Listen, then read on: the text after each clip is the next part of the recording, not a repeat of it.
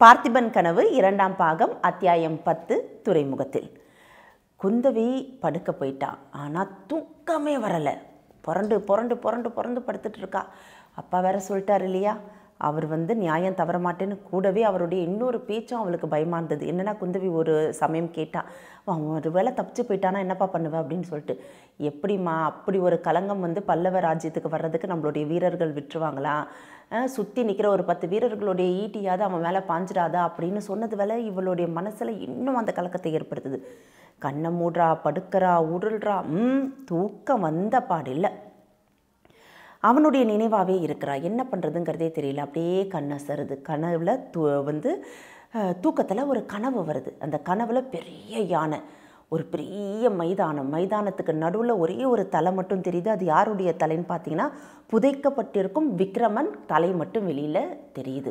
யானை ஓடி வருது. இவ பயப்படுறா. ஐயோ, அப்படி உடல்லாம் நடுங்குது. யானையை விட்டு அந்த யானை விட்டு தலையை மிதிக்க வைப்பாங்க, இல்லை தலையை எடற வைப்பாங்க. அதெல்லாம் கொடூரமான தண்டனைகள் அந்த காலத்தில் சாம்ராஜ்யங்களில் நடந்திருக்கு. அந்த மாதிரி ஒரு தண்டனையா அதுவும் விக்ரமனுக்கு அப்படின்னு சொல்லிட்டு வேகமாக ஓடுறா. யானையை தடுத்து நிறுத்துறதுக்காக ஓடி குறுக்கால நிற்கவும் செஞ்சிடறான். யானை குந்தவியை பார்க்குது. குந்தவியை பார்த்துட்டு லாவகமாக அதனுடைய தும்பிக்கையால் குந்தவியை தூக்கி அது மேலே உட்கார வச்சுக்கிட்டு மறுபடியும் ஓடுது.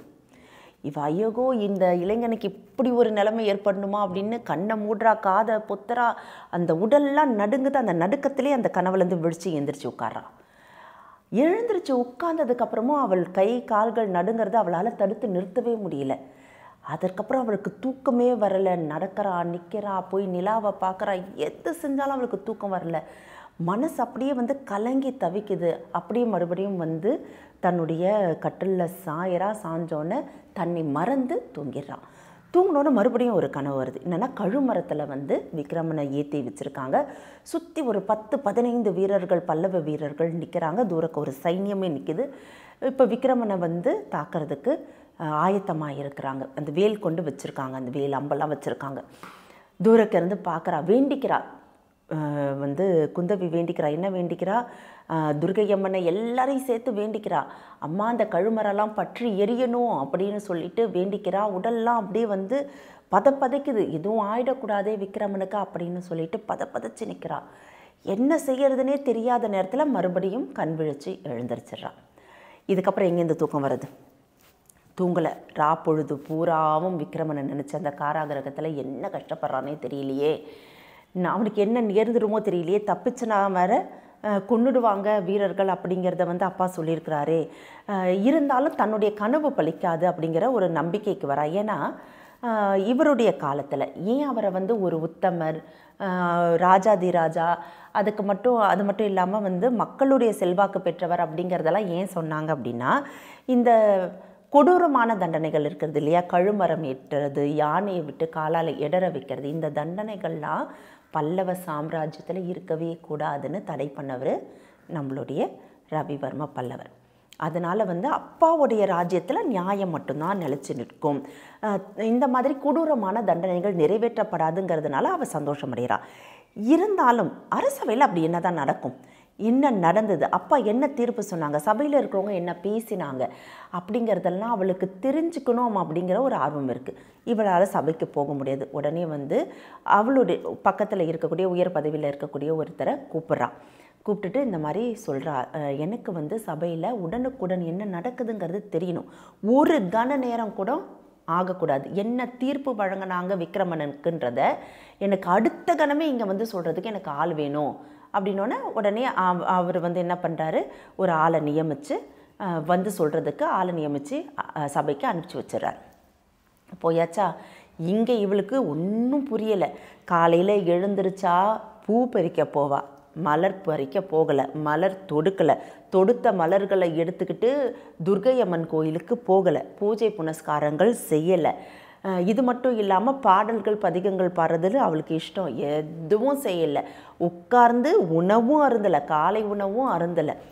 எதுவும் செய்யாமல் என்ன நடக்குமோங்கிற பதப்பதப்பிலேயே அப்படியே அந்த அரண்மனையே சுற்றி வரா. அவளுக்கு அந்த தகவல் தெரிகிற வரைக்கும் அவளுடைய கால் தங்கலை, அவளுடைய மனசு ஒரு நிலையாக இல்லை, புத்தி பேதலிச்சா மாதிரி சுற்றிக்கிட்டு இருக்கிறா குந்தவி. அந்த நேரம் பார்த்து சரியா அந்த ஆளும் வரான். யார் சபையில் வந்து யார் அனுப்பிச்சிருந்தாங்களோ இவங்க அந்த ஆளும் வரான். வந்து நடந்ததை அப்படியே சொல்கிறான். என்ன சொல்கிறான் அப்படின்னா, பல்லவ மன்னர், அதாவது நம்மளுடைய ரவிவர்ம மகாராஜா வந்து ரொம்ப அன்பாக கேட்டுக்கிட்டாராம். இந்த மாதிரி நீ பல்லவ சாம்ராஜ்யத்துக்கு கீழே இருக்கியா, நீ நடந்தது தப்புன்னு சொல்லி மன்னிப்பு கேட்குறியா, இனிமேல்ட்டு கலகம் செய்ய மாட்டேன்னு நீ சொன்னீன்னா, நீ என்கிட்ட மன்னிப்பு கேட்டினா நான் உன்னுடைய சோழ சாம்ராஜ்யம் உன்னுது இருக்கு இல்லையா, அதுக்கே நான் உன்னை இளவரசனாக ஆக்கிறேன். நீ அந்த நாட்டுக்கு நீ இளவரசனாக இருந்துட்டு போ, நாளைக்கு ராஜாவாக இருந்துட்டு போ, எனக்கு கப்பம் மட்டும் கட்டு போதும். எனக்கு கப்பம் கட்டுறியா? கட்டுறேன்னா சொல்லு, ஏன்னா நீ சின்ன வயசு பிள்ளையாக இருக்கிற, நீ எனக்கு கப்பம் கட்டுறன்னு சொல்லு, நான் உன்னுடைய சாம்ராஜ்யத்துக்கே இளவரசனாக ஆக்கிறேன். என்ன செய்றியா அப்படின்னு கேட்டதுக்கு அப்படி அந்த கண்களில் கொஞ்சம் கூட அந்த திமிரு குறையாமல் அந்த பூட்டப்பட்ட அந்த விலங்குகளோடு நின்று பதில் எதுவும் தெரிவிக்காமல் கண்களாலேயே முடியாது அப்படிங்கிற அந்த பார்வையை வந்து பார்த்துறான் விக்ரமன். அது மட்டும் இல்லாமல் சும்மா இல்லாமல் விக்ரமன் என்ன சொல்கிறான், நீங்கள் சிறந்த வீரனாக இருந்தீங்கன்னா என்னோட நேருக்கு நேர் வாள் போர் புரிங்க. எப்படி என்னோட நேருக்கு நேர் நின்று வாள் போர் புரிங்க, அதுக்கப்புறம் பார்த்துக்கலான்னு சிரிச்சுக்கிட்டே சக்கரவர்த்தி என்ன சொல்லிடுறாரு, உன்னுடைய இளம் வயதை மனசில் வச்சுக்கிட்டு உனக்கு நான் இந்த தண்டனையை கொடுக்குறேன். இதை ஒன்று ஒன்றா சொல்லும் போதே குந்தவியோடைய மனது அப்படியே பதன்னு இருக்குது. அப்பா என்ன சொல்லியிருப்பாரோ தெரியலையேன்ட்டு என்ன சொல்கிறாரு சக்கரவர்த்தி, உன்னை நாடு கடத்துகிறேன், தப்பி தவறி உள்ளே வந்துட்டா அதோட உனக்கு வந்து இது வந்து சிரசு நீக்கம் தான் அப்படின்னு சொல்லிடுறாங்க. அதாவது அதுக்கப்புறம் மரண தண்டனை இல்லைன்னா தலை கட் பண்ணிடுவாங்களே அந்த மாதிரி ஏதாவது தண்டனை தான் அப்படிங்கிற மாதிரி சொல்லிடுறாங்க.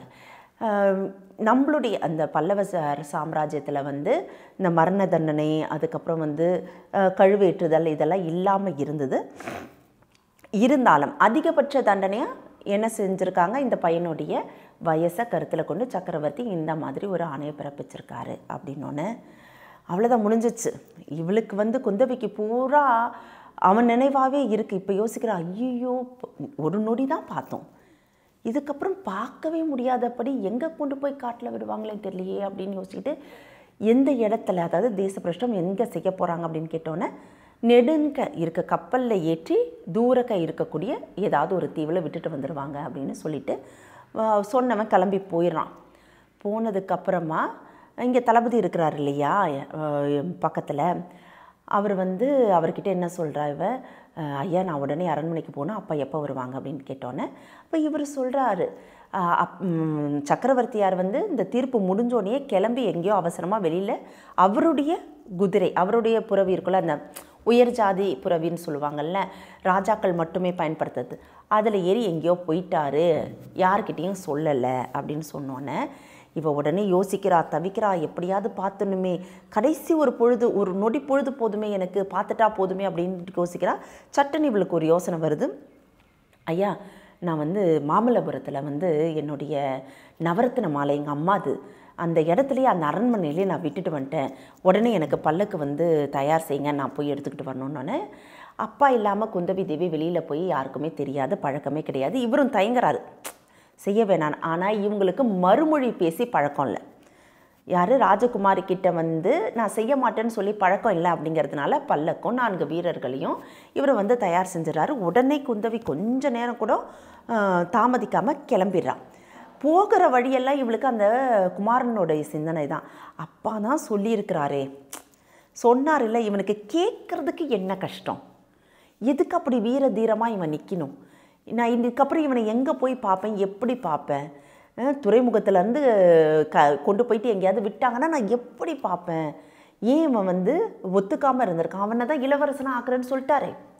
அப்பாவுக்கு எவ்வளோ பெரிய மனசு, அப்பாவை தப்பாக நினச்சிட்டோம், அப்பாவுக்கு எவ்வளோ பெரிய மனசு, எவ்வளோ வந்து இரக்க குணத்தோடு அப்பா வந்து சொல்லியிருக்கிறாரு, அவன் இதை ஏன் ஒத்துக்கலை, கப்பம் கட்டிட்டு அவனுக்கு இருந்தால் தான் என்ன, தூரதேசத்தில் இருக்கிறவங்கெல்லாம் வந்து செண்பகத்தீவில் மாதிரி இருக்கிறவங்களே வந்து அப்பா கிட்ட சரணடைஞ்சு இருக்கணும், அப்பாவுடைய வெண்கோற்று கீழ் இருக்கணும்னு நினைக்கிறாங்களே, இந்த சோழ இளவரசனுக்கு மட்டும் அப்படி தான், என்ன தான் வீரம் எங்கேருந்து தான் பொத்துக்கிட்டு வந்துடும், என்னை இப்படி கலங்கடிச்சிக்கிட்டு போகிறானே அப்படின்னு சொல்லிட்டு பதற்றத்தோடையே ஓடுறான்.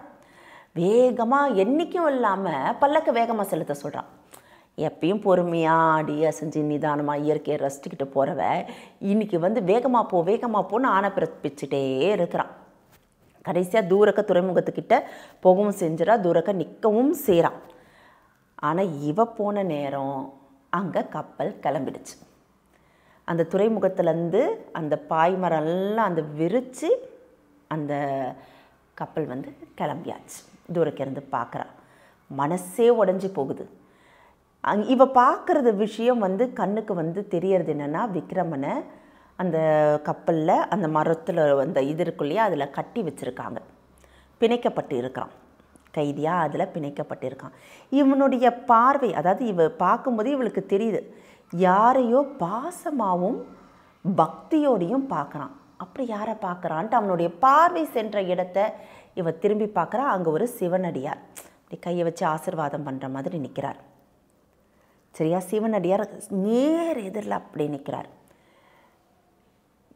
உடனே அடுத்த கணம் தன்னை பார்க்குற மாதிரியான ஒரு உணர்வு அவளுக்கு ஏற்படுது. இது உண்மையா பொய்யா அப்படின்னு அவள் வந்து பார்க்குறா. பார்க்கும்போதே தெரியுது விக்ரமன் தன்னை தான் பார்க்குறான்னு. ஆனால் அடுத்த சில வினாடிகள்லேயே கப்பல் மறைஞ்சு போகுது. துறைமுகத்துலேருந்து கிளம்பி நீண்ட தூரம் போயிடுது. இப்போ இவன் மனசில் தோணுது, இந்த சிவனடியார் தான் காரணம். இந்த அப்பா நேத்தே சொன்னார், ஏதோ ஒரு சிவனடியார் துர்போதனை செய்கிறாரு விக்ரமனுக்கு, சோழ இளவரசருக்குன்னு. அந்த சிவனடியார் இவன் தான். இவரை போய் பிடிக்கிறோம். இப்போ பிடிச்சி ஏயா இப்படி செஞ்ச, நான் கடைசி நிமிஷத்தில் அது கப்பல் துறைமுகத்துலேருந்து கிளம்புறதுக்கு முன்னாடி பார்த்துருந்தா கூட எப்படியாவது இவன் மனசை மாற்றி அப்பா கிட்ட மன்னிப்பு கேட்க வச்சோ, இல்லைனா கப்பம் கட்டுறன்னு சொல்ல வச்சோ சோழ சாம்ராஜ்யத்துக்கு மறுபடியும் இளவரசனை ஆக்கியிருப்பேனே.